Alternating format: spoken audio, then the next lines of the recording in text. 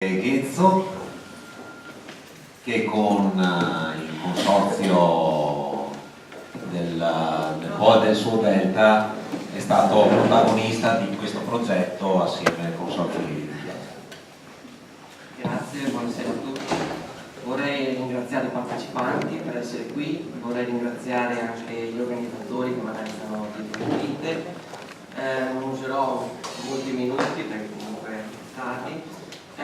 Vorrei ringraziare principalmente Giuliano per lo stimolo che ci ha dato a giugno quando era uscito questo progetto qua, perché nasce proprio dalla volontà di Giuliano di aggregare questi due consorzi qua. Il consorzio del Po e del suo Delta era un consorzio principalmente fermo. Con Giuliano abbiamo messo in piedi un progetto, ci siamo incontrati a stagione iniziata perché abbiamo tutte attività ricettive importanti, per cui insomma e dalla volontà e dalla qualità appunto di Giuliano è nato questo progetto e lo stiamo portando a conclusione. Si rischiava appunto di perdere un treno e l'abbiamo colta questa opportunità.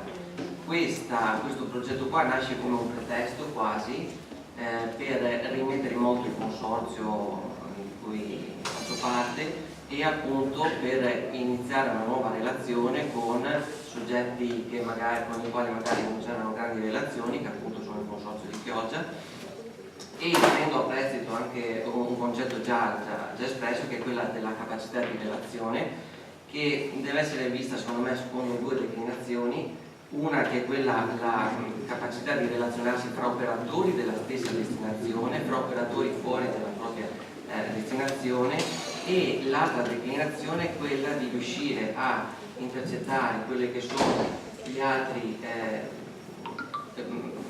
portatori di interessi, che possono essere gli stessi studenti che magari e attraverso le scuole possano entrare nel mondo del turismo, possono entrare nel mondo produttivo.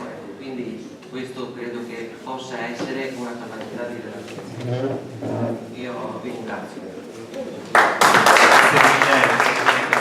Penso che questa sia proprio l'occasione per iniziare un lavoro, perché la Regione praticamente, facendo il bando a luglio, ha obbligato a pensare alla destagionalizzazione.